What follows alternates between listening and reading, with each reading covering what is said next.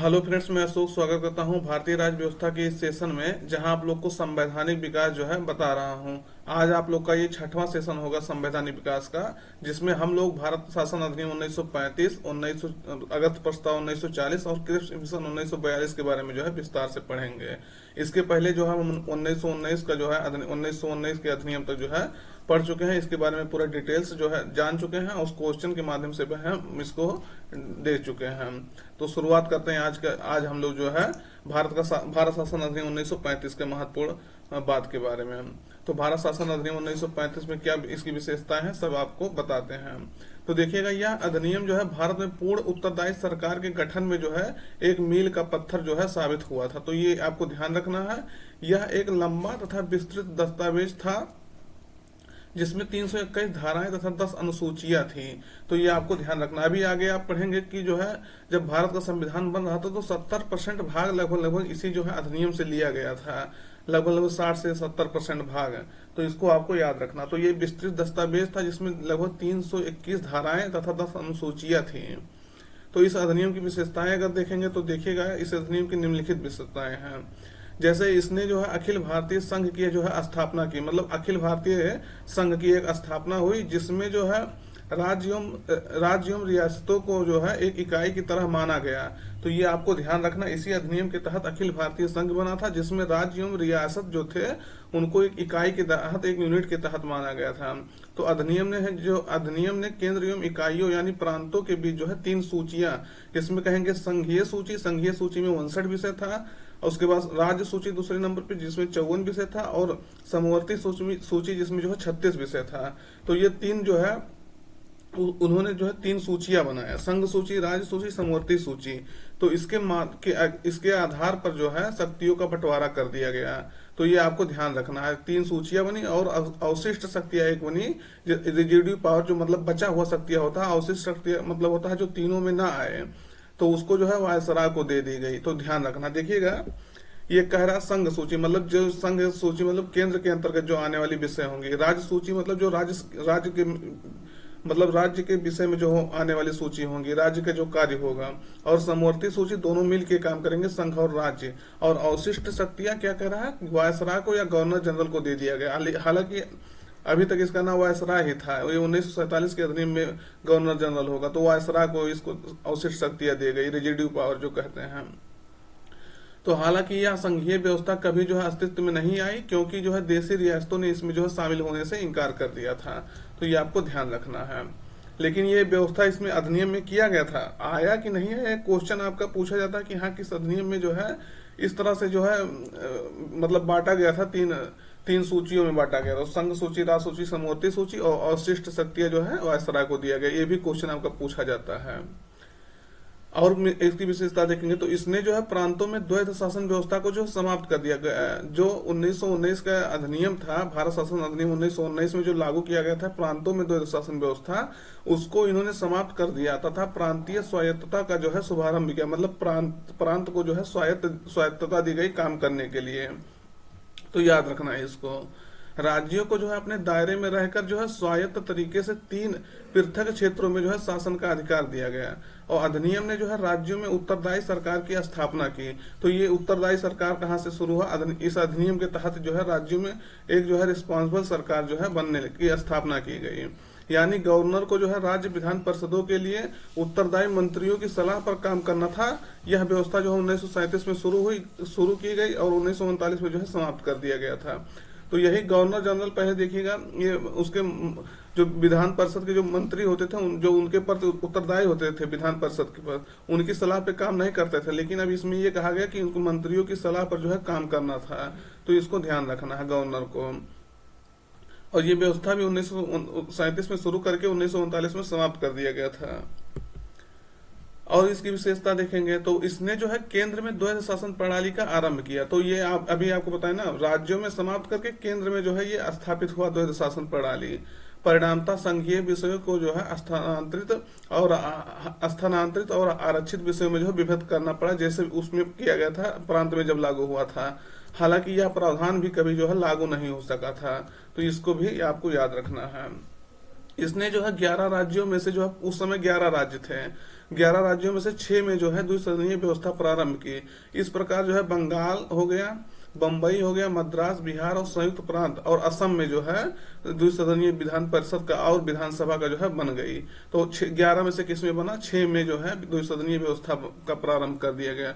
जिसमें आपको ये नाम याद रखना है, बंगाल हो गया, बम्बई हो गया, मद्रास, बिहार और संयुक्त प्रांत, और एक और आपका असम बचा। तो असम जो है 6 राज्य जो है इसमें द्विसदनीय विधान परिषद और विधानमंडल शुरू हुआ। हालांकि इन पर जो है कई प्रकार के प्रतिबंध थे, तो प्रतिबंध थे लेकिन शुरू कर दिया गया था द्विसदनीय व्यवस्था।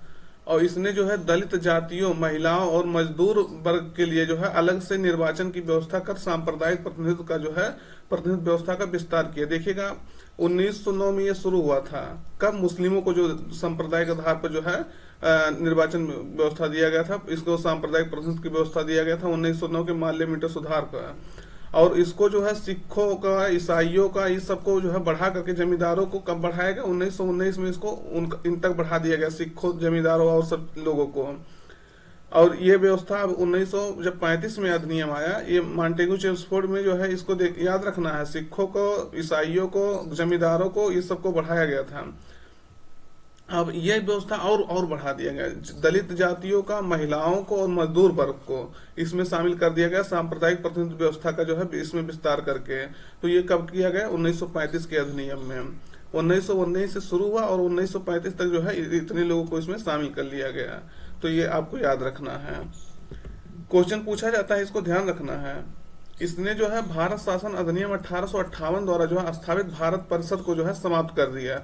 तो यह भी आपका इंपॉर्टेंट है। भारत परिषद जो 1858 में बना था वायसराय को सलाह देने के लिए, इसको जो है समाप्त कर दिया गया। और इंग्लैंड में जो है भारत सचिव कुछ सलाहकारों की जो है टीम मिल गई।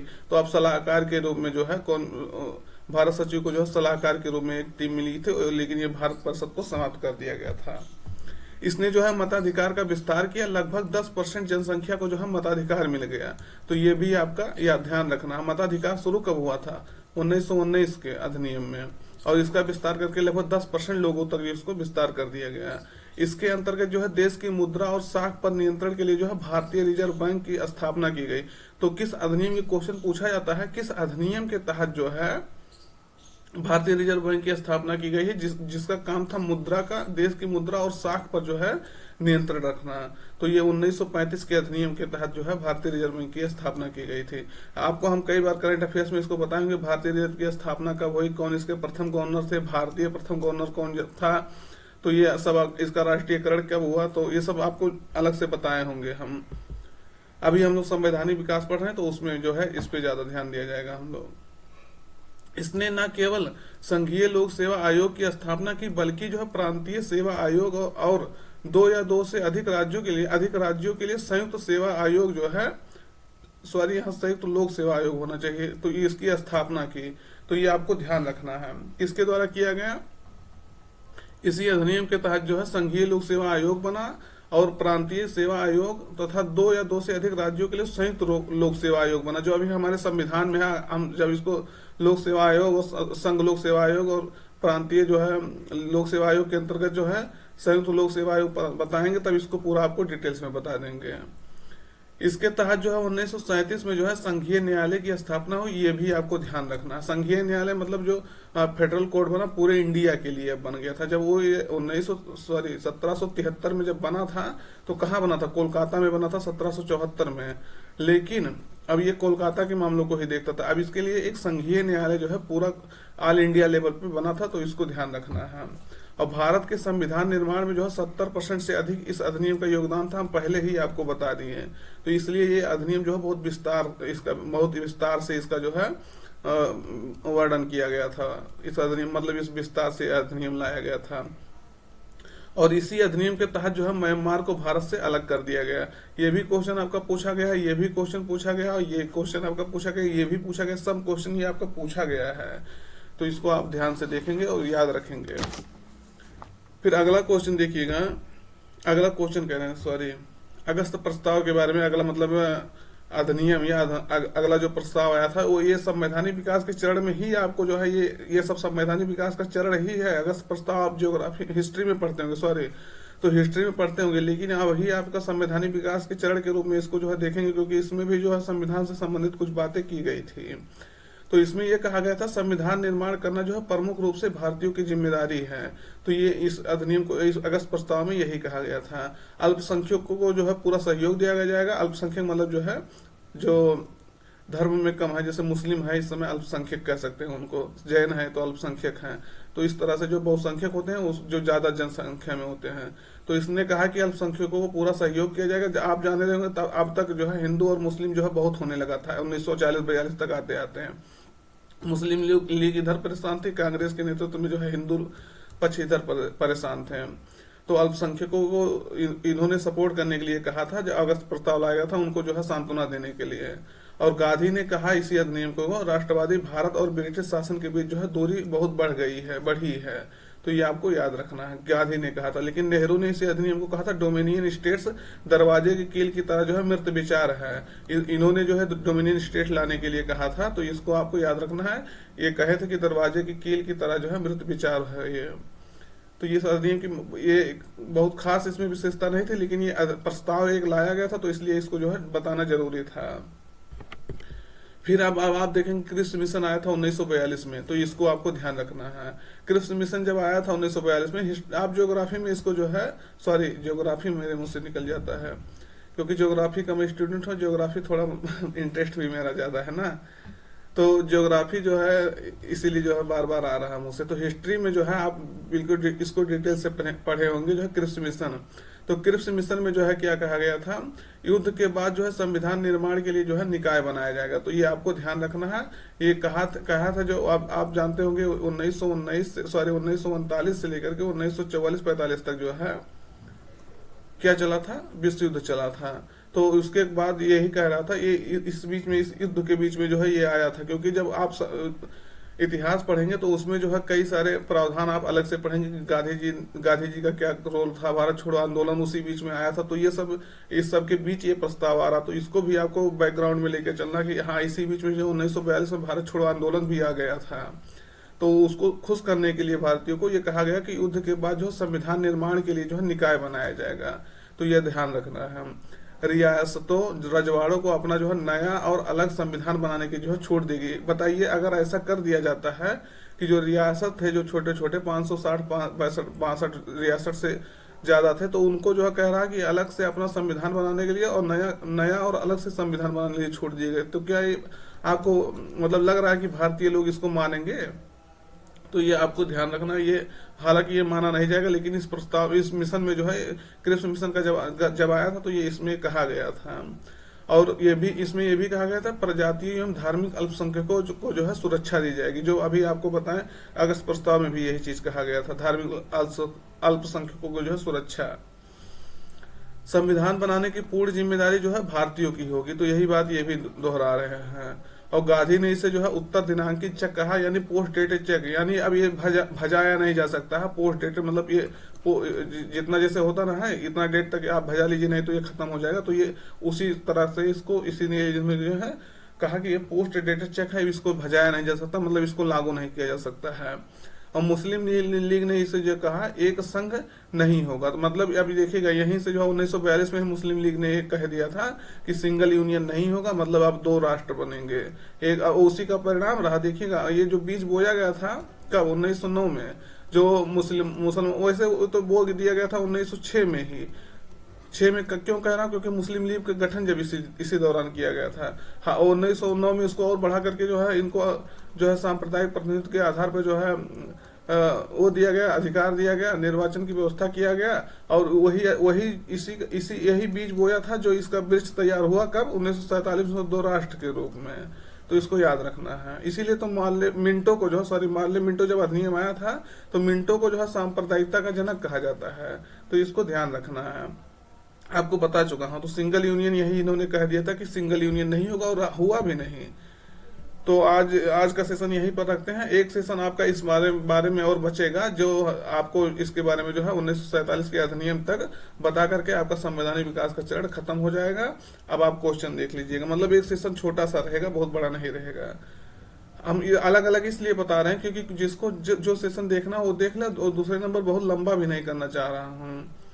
तो अब इसको क्वेश्चन देख लीजिएगा आप, किस अधिनियम के तहत जो है केंद्र में द्वैध शासन प्रणाली का जो है शुरुआत किया गया। अब देखिए पहले कब 1919 में जो है राज्यों में किया गया, अब अभी पूछ रहा है केंद्र में इसको कब कर दिया गया। तो अभी आपको स्पष्ट रूप से बताया कि 1935 में जो है सॉरी केंद्र में जो है द्वैध शासन व्यवस्था का जो है शुरुआत किया गया था और इसको राज्यों में जो है समाप्त कर दिया गया था।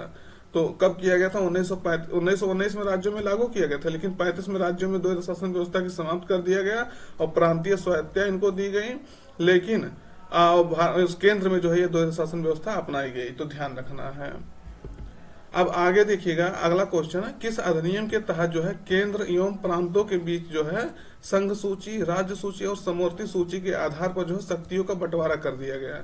तो किस अधिनियम के तहत इसका बंटवारा किया गया था? तो विकल्प में देखिएगा, भारत शासन अधिनियम 1935, 1919, 1909, 1892 में। तो सही उत्तर आपका रहेगा बी। ये जस्ट 1 मिनट, सही उत्तर आपका ए रहेगा। बी कैसे हो जाएगा? अभी आपको जो है पूरा हम बता दिए, केंद्र और प्रांतों के बीच जो संघ सूची, राज्य सूची और समवर्ती सूची के आधार पर जो है शक्तियों का बंटवारा कर दिया गया था और जो दूसरे नंबर जो अवशिष्ट शक्तियां थी वो गवर्नर जनरल को दे दिया गया था। तो आपका जो है क्या रहेगा? 1935 का अधिनियम रहेगा। तो ध्यान रखना है। और इसको वायसराय को दिया गया था, अभी शायद क्वेश्चन भी इसका डाला गया है। फिर अगला देखिएगा, किस अधिनियम के तहत जो है दलित जातियों, महिलाओं और मजदूर वर्ग के लिए जो है सांप्रदायिक प्रतिनिधित्व व्यवस्था का जो है विस्तार कर दिया गया था। तो ये अभी आपको बताया 1935 के अधिनियम के तहत इसको जो है विस्तार किया गया था, जो कि 1909 में आया था। जो मुसलमानों के लिए जो है ये इस व्यवस्था को सांप्रदायिक प्रतिनिधित्व व्यवस्था शुरुआत किया गया था और 1919 में इसको जो है बढ़ा करके सिखों, ईसाइयों, जमींदारों इस सबको जो है बढ़ा दिया गया था इसमें। फिर 1935 में क्या किया गया? दलित जातियों के लिए, महिलाओं के लिए और मजदूर वर्ग के लिए जो है ये लागू कर दिया गया था। तो ध्यान रखना है इसको। भारत शासन अधिनियम 1935 द्वारा जो है स्थापित संघ में जो है अवशिष्ट शक्तियां प्रदान की गई थी। यानी अवशिष्ट शक्तियां जो थी, जो रेजिड्यू पावर था, वो किसको प्रदान किया गया था? तो अभी हम आपको बताएं किसको? गवर्नर जनरल या वायसराय को ये प्रदान किया गया था, जो अवशिष्ट शक्तियां थी। तो ये आपको ध्यान रखना है। अगला क्वेश्चन देखिएगा, किस अधिनियम के तहत जो है म्यांमार को जो है भारत से अलग कर दिया गया था? तो किस अधिनियम के तहत किया गया था आपको बताना है। तो विकल्प आप देख लीजिएगा, भारत परिषद अधिनियम 1892, भारत परिषद अधिनियम 1909, भारत शासन अधिनियम 1919 और भारत शासन अधिनियम 1935।